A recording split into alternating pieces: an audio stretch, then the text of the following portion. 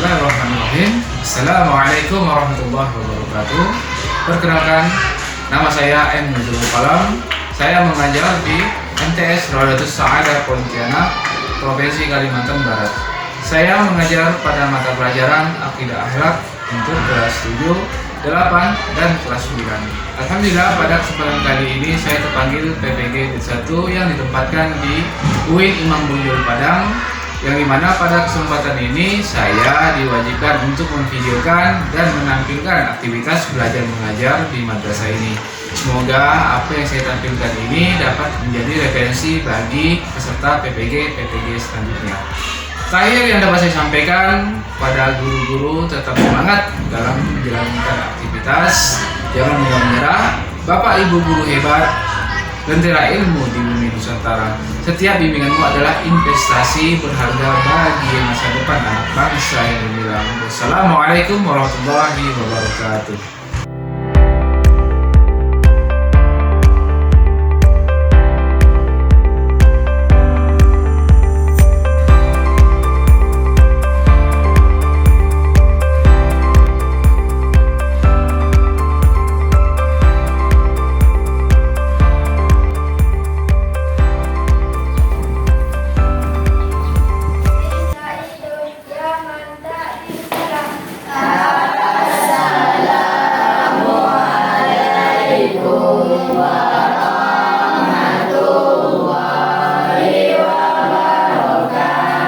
Waalaikumsalam warahmatullahi wabarakatuh.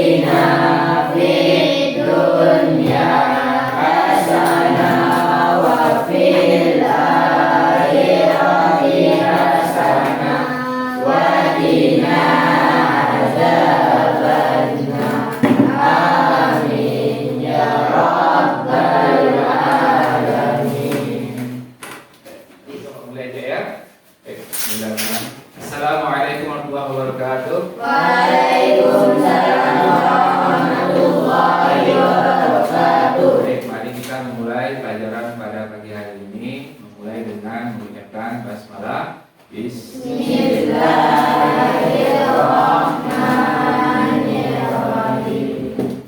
Baik, pertama Bapak akan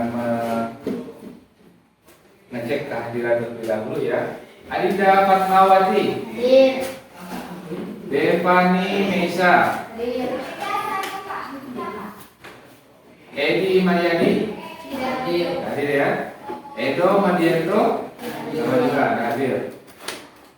Khairul Ramadan, Hadir. Muhammad Alamsyah, Muhammad Benzema, Hadir. Saina, Supardi, Teguh Ramadan, Hadir. Ummu Zahro, Hadir. Firdiana, Hadir. Ubaidillah. Dan itu apakah ada keterangan? Tidak ada. Baik, sekarang silakan kalian lihat di bawah bangku kalian masing-masing apakah masih ada sampah. Kalau ada sampah silakan dipungut.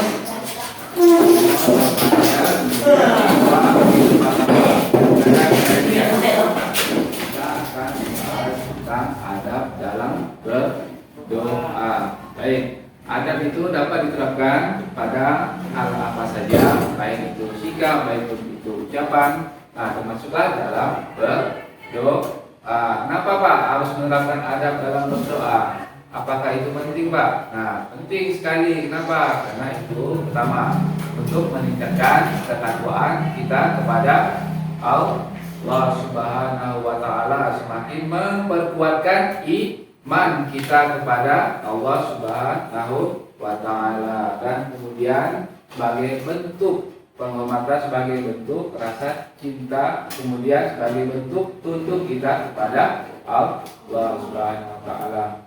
Nah, Pak, pentingkah kita menerapkan adab Pak? Nah, itu penting sekali ya. Apalagi kita dalam kehidupan sosial bermasyarakat, baik itu berteman, baik itu dalam lingkungan keluarga, penting sekali dalam menerapkan adab dalam baik itu dalam lingkungan keluarga kah, baik dalam lingkungan sekolah kah, maupun lingkungan masyarakat. Kenapa? Karena itu dapat menumbuhkan rasa kasih sayang kita antara sesama, kemudian menumbuhkan rasa toleransi, kemudian dapat menumbuhkan sikap atau sifat yang moderat. Nah, moderat itu tidak ekstrim ke kanan, tidak ekstrim ke kiri. Jadi ambil tengah-tengah. Jadi setelah kita menerapkan adab itu, nanti akan menghasilkan, menumbuhkan sikap bijaksana. Oke, dapat dipahami semuanya? Dapat dipahami semuanya? Nah, baik. Baik semuanya, apa kabarnya?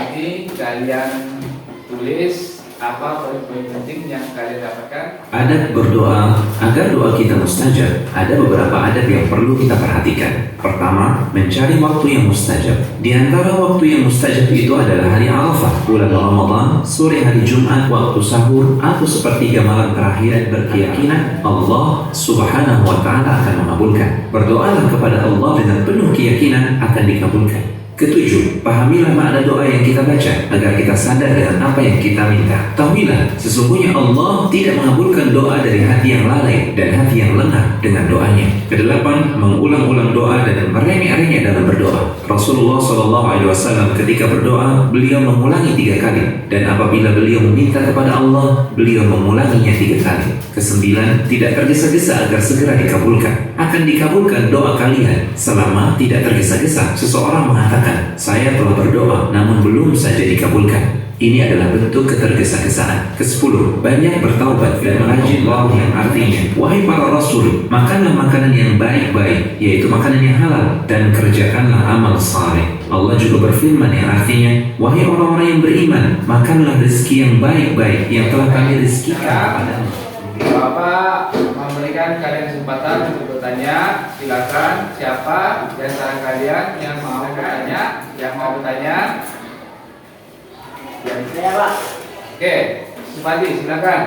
Bagaimana cara mengangkat tangan yang baik saat berdoa? Apa makna baiknya? Baik, bagaimana cara mengangkat tangan saat berdoa dan apa maknanya? Nah, di sini Bapak juga memberikan kesempatan kepada kalian. Siapa yang mau menjawab? Gak ada? Oke, kalau gak ada, saya mau jelaskan. Nah, bagaimana cara mengangkat tangan saat berdoa? Nah, mengangkat tangan, apakah mengangkat tangan itu seperti ini? Tidak. Seperti ini? Tidak. Atau seperti ini? Ya. Nah, ingat, mengangkat tangan kita, bagaimana yang dikatakan Nabi Rasulullah SAW, hendaknya seseorang hendak berdoa itu hendaknya menengadahkan tangan. Nah, menengadahkan tangan yaitu seperti seorang yang hendak meminta. Ya, maksudnya bukan meminta kepada manusia ya, tapi meminta kepada Allah Subhanahu wa taala. Nah, meminta dengan menengadahkan tangan dan berdoa, ya Allah, aku ingin umur yang maknanya apa menengadahkan tangan? Maknanya ialah seseorang manusia pasti membutuhkan Allah. Itu menunjukkan bahwa manusia itu membutuhkan Allah Subhanahu wa taala. Nah, ingat, hanya Allah tempat kita bergantung, hanya Allah tempat kita meminta. Selanjutnya ada lagi? Oke, silakan, Silvi. Maka dianjurkan untuk memulai doa dengan memuji Allah SWT dan berselawat biasanya kalau kalian mendengarkan doa-doa bisa habis sholat, habis acara, biasanya seperti ini kan. Alhamdulillahirabbil alamin wassalatu wassalamu ala asyrofil anbiya wal mursalin wa ala alihi washabihi ajmain. Allahumma shalli ala Muhammad wa ala alihi washabihi ajmain. Nah, ibaratnya ini kita membutuhkan sesuatu dengan manusia. Apa yang biasa kita lakukan? Biasanya kita puji terlebih dahulu kan? Biasanya kita puji terlebih dahulu. Nah, itu juga berdoa kepada Allah Subhanahu wa taala, minta pertolongan kepada Allah, minta sesuatu kepada Allah. Nah, harus juga dengan yang namanya puji, yang diawali dengan pujian. Selain itu perintah, itu juga merupakan suatu anjuran dan salah satu adab dalam berdoa kepada kalian bagi jadi 3 kelompok. Oke, kelompok 1, kelompok 2, kelompok 3. Nah, silakan bangkunya dirapatkan, jadikan satu kelompok sudah dibagi. Nah, nanti di antara kelompok silakan kalian saling berdiskusi untuk mencari suatu permasalahan yang terjadi di lingkungan sekitar kalian yang berkaitan dengan adab tentang berdoa. Permasalahan itu ya bisa seperti kalau seorang berdoa tidak sesuai dengan anjuran Nabi Muhammad, tidak sesuai dengan anjuran Islam kah, atau bagaimana, pokoknya yang berkaitan dengan berdoa. Nah, ini materinya sudah pembagian ya, slide-nya yang bawa print. Silakan kalian saling baca, saling berdiskusi. Nah, Bapak sambil menjelaskan materinya. Oke. Nah, di sini Bapak tanya kalian, di sini adakah yang tahu apa itu yang dimaksud dengan berdoa? Tidak tahu. Ya, apakah di sini sudah ada yang tahu apa itu yang dimaksud dengan berdoa? Ya. Minta mohon. Ya. Ya, apa? Siapa yang tahu? Silakan katakan. Nah, oke, kalau gitu Bapak ini ya, Bapak jelaskan. Nah, berdoa itu adalah menurut bahasa berdoa ialah memanggil atau meminta tolong atau memohon sesuatu. Nah, ingat tuh, doa tadi apa artinya? Memohon, memanggil atau meminta pertolongan. Sedangkan doa menurut syariat Islam ialah memohon sesuatu perlindungan kepada Allah Subhanahu wa taala dengan merendahkan diri dan tunduk kepada Allah. Sama-sama kita baca dalilnya. Apa dalil tentang berdoa? Nah, yuk kita baca. Mulai dari baca ta'awudz sama-sama. A'udzu billahi minasy syaithanir rajim. Bismillahirrahmanirrahim. Wa qala rabbukum ud'uni silakan. Artinya, dan Tuhan Allah memang berdoalah kepadaku, saya akan kuperkenalkan bagimu. US Al-Mu'min. Nah, doa minta yang baik-baik, insya Allah diberikan juga yang baik. Terus apa manfaat doa apa? Nah, manfaat doa ialah pertama terhindar dari keputusasaan. Berdoa tentunya dia memiliki sifat yang sombong karena merasa dirinya mampu. Padahal manusia adalah makhluk yang lemah. Dia menjadikan hati menjadi tentram dan tenang. Oke, kemudian lafal doa. Nah, lafal doa bagaimana? Ya, siapa yang di sini tahu lafal doa? Lafal doanya baca.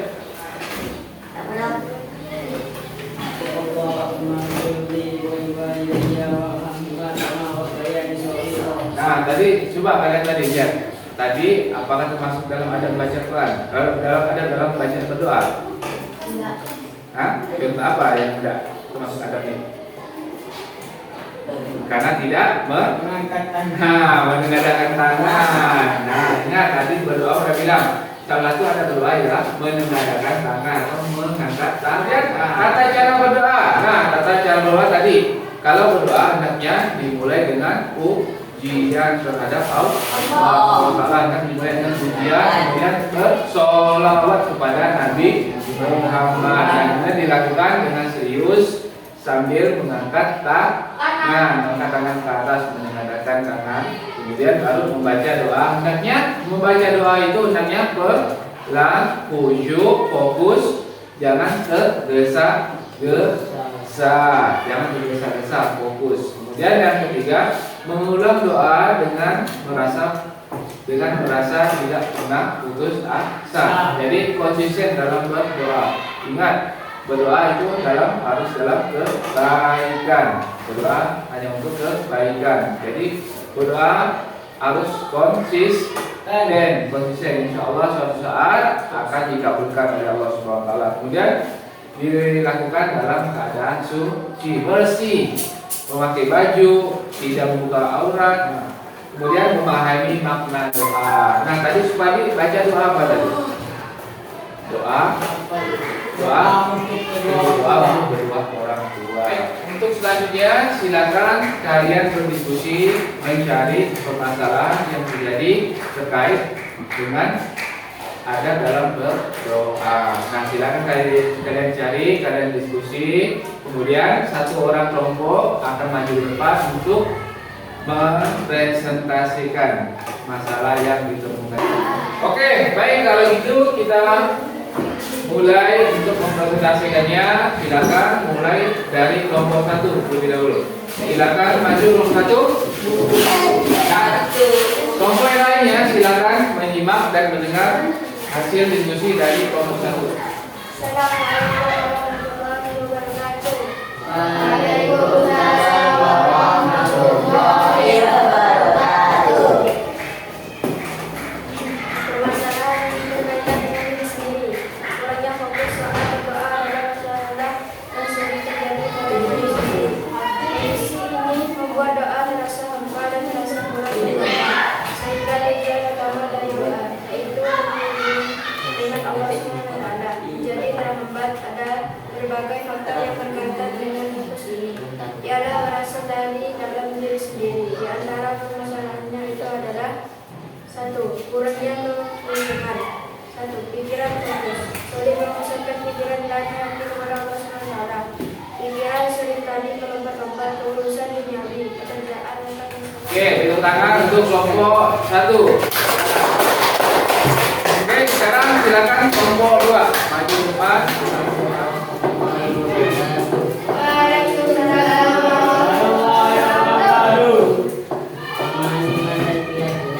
Kurangnya keyakinan akan kekuatan doa, melakukan efektivitas doa, masa doa tidak akan mengabulkan, putus asa, merasa doa sudah dipanjatkan berkali-kali namun belum terkabul. Nah, baik, tepuk tangan dulu untuk kelompok 1. Baik, sekarang silakan dari kelompok 3 untuk mempresentasikan hasil diskusinya. Silakan maju ke depan. Ya.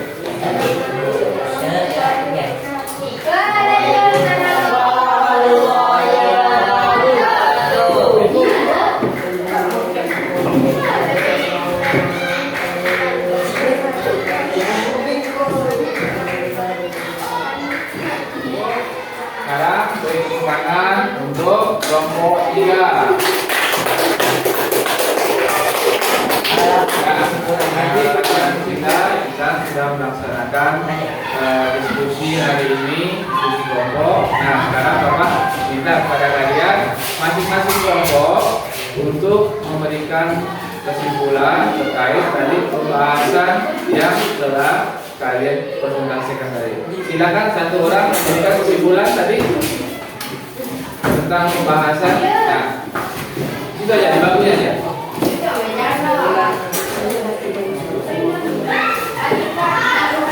Mengatasi kekuatan fokus atau dosa menyesuaikan diri dan berupaya yang sibuk. Maka awal adalah menyadari bahwa fokus ialah memiliki keilmuan yang memperbaikinya. Kemudian Oke. Tadi kelompok 1, sekarang silakan kelompok 2. silakan berikan kesimpulan terkait dengan presentasinya atau pembahasannya tadi. Silakan. Bahwa iman dan keyakinan adalah fondasi penting dalam mengamalkan dan berdoa. Semuanya pokok adalah doa keyakinan membuat akan keadaan dan rahmat Allah. Baik, sudah cukup. Terima kasih Mas Zima. Nah, tadi kelompok 2. Sekarang silakan berikan kesimpulan kelompok 3. Ya, baik.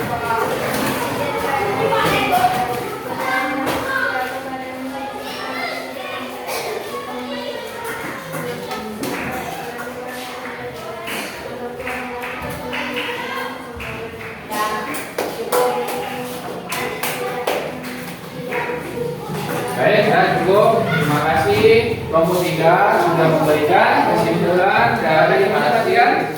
Baik, setelah diskusi ini alhamdulillah semuanya sudah menyampaikan pokok pikirannya, kemudian juga setiap kelompok sudah memberikan paparannya dan mempresentasikan hasil diskusinya. Nah, sekarang Bapak ingin mengulang kembali tentang apa itu yang dinamakan dengan berdoa. Ya, semuanya sudah tahu kan? Coba Bapak ulang kembali apa itu yang dinamakan dengan berdoa.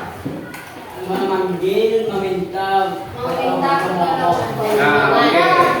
Nah, kita ini manusia, sebagai manusia biasa, manusia yang lemah, hendaknya kita itu senantiasa selalu meminta pertolongan kepada Allah Subhanahu wa taala. Jangan sesekali melupakan Allah Subhanahu wa taala. Kita hendaknya selalu melibatkan Allah di dalam setiap aktivitas kegiatan kita, baik kegiatan di rumah kah, maupun kegiatan di sekolah kah, maupun kegiatan saat hendak bermain dengan teman-teman di luar sekolah.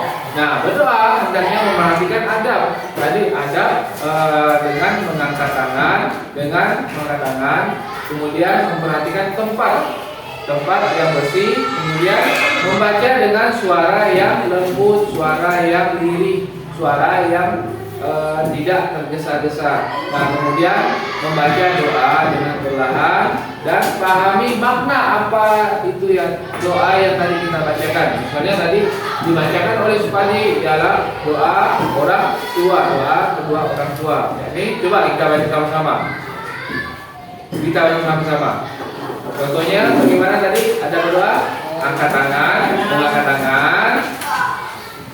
membaca Alhamdulillahirabbil alamin wassalatu wassalamu ala asrafil anbiya'i wal mursalin wa ala alihi wa sahbihi ajma'in. Allahumma shalli ala sayyidina Muhammadin wa ala alihi wa sahbihi ajma'in. Allahumma firli wa liwalidayya warhamhuma kama rabbayani shaghira.